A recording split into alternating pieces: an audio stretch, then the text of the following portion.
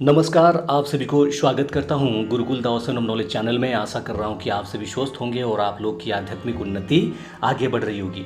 बहुत बहुत धन्यवाद जिस प्रकार से आप लोग इस चैनल को सपोर्ट कर रहे हैं और ज़्यादा से ज़्यादा चैनल को शेयर भी कर रहे हैं। मेरी वाणी को प्रारंभ करने से पहले बाबा महारुद्र के चरणों में कोटि नमन करता हूँ और साथ ही साथ माँ महाचंडिका के चरणों में कोटि नमन करता हूँ एवं मैं उन सारे महाशक्ति के चरणों में कोटि नमन करता हूँ जिनकी मैं बंधन उपासना करता हूँ। मैं उन सभी व्यक्ति को कहना चाहूँगा जो कमेंट में ये पूछते हैं ये साधना वो साधना, इस चैनल में केवल महाशक्तियों की साधना दिया जाता है और कोई दूसरे साधना नहीं दिया जाता है। इसलिए अगर आपको वैसा कोई साधना चाहिए तो यूट्यूब में बहुत सारे ऐसे चैनल भरे पड़े हैं जिनकी कोई लॉजिक नहीं है, उन चैनल को आप फॉलो कर सकते हैं। देखिए, बात ऐसी है कि बहुत सारे लोग हमें ये प्रश्न करते हैं, शिव जी को गुरु रूप में वर्ण करने के बाद मंत्र साधना कैसे आरंभ करें, पूजा पाठ कैसे करें, उपासना कैसे करें। इस वीडियो में मैं उसके बारे में सब कुछ बताऊंगा। बस आप थोड़ा धैर्य रखिए और वीडियो को ज़्यादा से ज़्यादा शेयर करने का प्रयास भी करिए।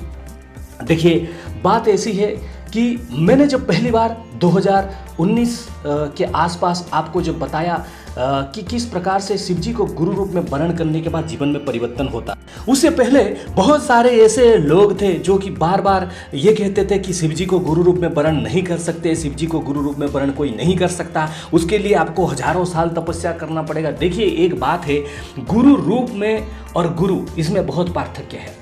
देखिए, पहली बात है, मैं ये कहता हूँ कि हर व्यक्ति को देहधारी गुरु अगर प्राप्त होते हैं उसके भाग्य के बल से होते हैं, कुछ उससे पुराने कर्म के बदल में होता है।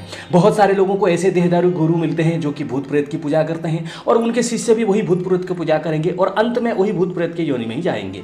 तो इस प्रकार से बहुत सारे ऐसे गुरु होते हैं जो कि महान से महानतम साधनाएं करते हैं और उनके जो शिष्य होते हैं वो भी उसी प्रकार के मार्ग में चलते हैं। इसलिए कहते हैं कि जब कोई किसी से गुरु दीक्षा लेता है या फिर शक्तिपात लेता है, गुरु कुंडलिनी का तत्व एक बहुत बड़ा रहस्य होता है जिसके बारे में मैं बाद में उजागर करूंगा। इस वीडियो में मैं आप सभी को बताऊंगा कि अगर आपको शिव जी को गुरु रूप में वर्ण किया है, शिव जी को गुरु रूप में आपने वर्ण किया है तो आगे आप क्या करेंगे।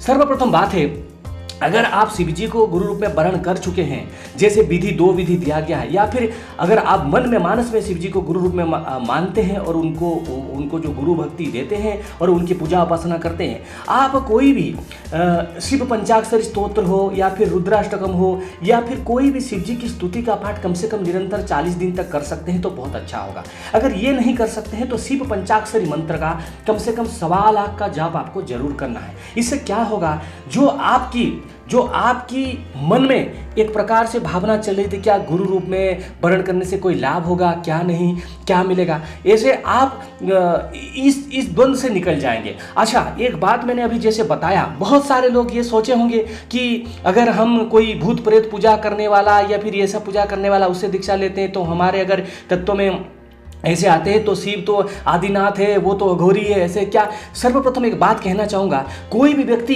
एक बात को ट्राई कर सकता है। अगर शिव जी का अघोर मंत्र का वो जाप करेगा कम से कम 6 महीने तक, उसके अंदर वो अघोर तत्व घटित होगा।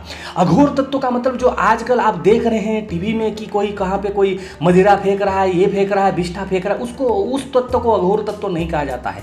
जो सहज है, जो सरल है, उसको अघोर ही कहा जाता है। इसको कोई बदला नहीं सकता, चाहे वो अपना कितना भी कुछ कर ले। ये एकदम सुंदर मार्ग है, सरल मार्ग है, जो पूर्णतः जिसको भय करने की आवश्यकता नहीं है। तो आप लोग अगर अघोर मंत्र को भी जाप करेंगे, कुछ दिन बाद देखेंगे कि आपके मन में एक संभाव घटित हो रहा है और आपके मन में एक ऐसी प्रकार की बातें चल रही है जैसे एक सब कुछ आपको अच्छा लगने लगेगा। इसी प्रकार से जब आप भोले बाबा को गुरु रूप में वर्ण करके जब साधनाएं करते हैं, आपके जीवन में परिवर्तन होना सुनिश्चित है।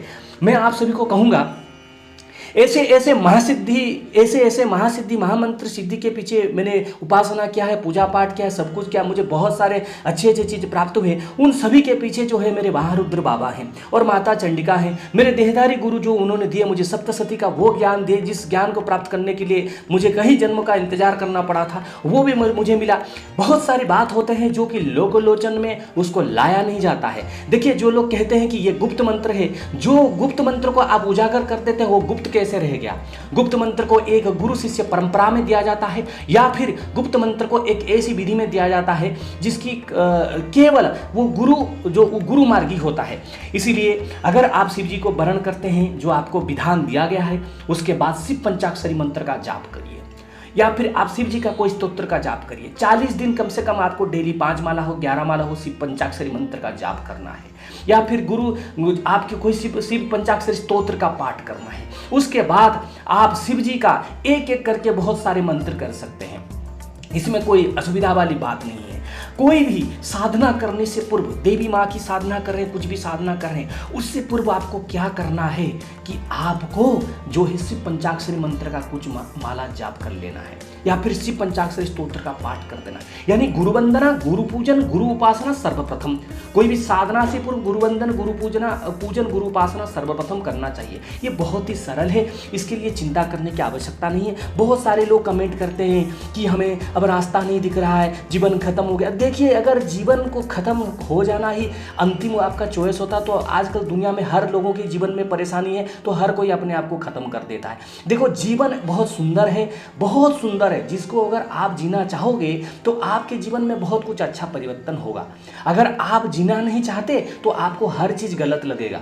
इसीलिए मैंने आपको कई बार कहा है, मेरे जीवन में मैंने ऐसे दौर देखे हैं जिसमें विभिन्न प्रकार की कठिनाई है। मैंने बहुत सारे मंत्र, पूजा पाठ किए, उपासना किए, ये विधि वो विधि बहुत सारे किए, लेकिन जब अपने आप को इष्ट को समर्पित करके जब आप साधनाएं करते हैं, धीरे धीरे आपके जीवन में बहुत कुछ अच्छा घटित होता है। इसीलिए मैं अगर इतने मुश्किल से, इतने कठिन परिश्रम से, इतने पीड़ा से अगर बाहर निकल के ये साधना करके इस जगह पे पहुंच सकता हूं, तो आप उस में भी उसी प्रकार की क्वालिटी होगा। देखिए, भगवान जब किसी को भगवान जब कोई जन्म लेता है तो वो उसको अच्छा कर्म करना चाहिए, उसी से उसके जीवन में जो है ना अच्छा परिवर्तित हो सकता है। देखिए, मैं आपको हर बार बताता हूँ कि बात ऐसी है कि आपको गाड़ी मिल जाती है, भगवान गाड़ी दिलवा देते हैं, लेकिन उस गाड़ी को आप कैसे चलाएंगे, क्या करेंगे, ये आपके ऊपर निर्भर करता है। अगर आप कोई मदिरा पान करके गाड़ी चला रहे हैं तो ये भगवान की कोई गलती नहीं है, क्योंकि आपने उनको प्रार्थना किया, आपको संपन्नता वो दिए और फिर उसके बाद आप गाड़ी आपको मिला। लेकिन अगर आप गाड़ी ही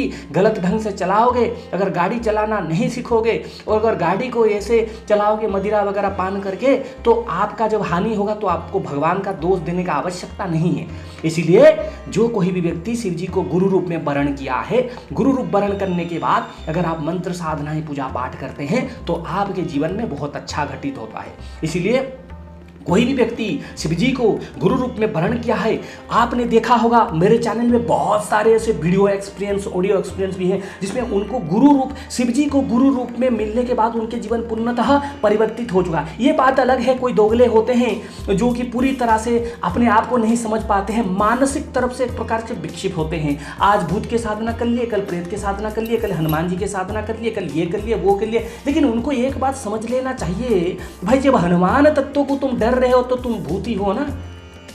भूत पिशाच निकट नहीं आवे। तो जब हनुमान तत्व को कोई डरता है, भूती होता है। मेरे साथ मेरे कमेंट बॉक्स में बहुत सारे कमेंट करते हैं, हमें हनुमान जी का पूजा करने में भय लगता है। तो तुम्हारे अंदर उस नकारात्मक चीज को निकालो, उस नकारात्मक चीज को निकालो जो तुम्हें बार बार परेशान कर रहा है ना। यही बात कहना चाहूँगा कि शिव जी को अगर आपने गुरु रूप में वरण किया है तो आपको कोई चिंता करने वाली बात नहीं है। इन सारे चीज को करिए और आपका जीवन को आगे बढ़ाइए। जय महादेव।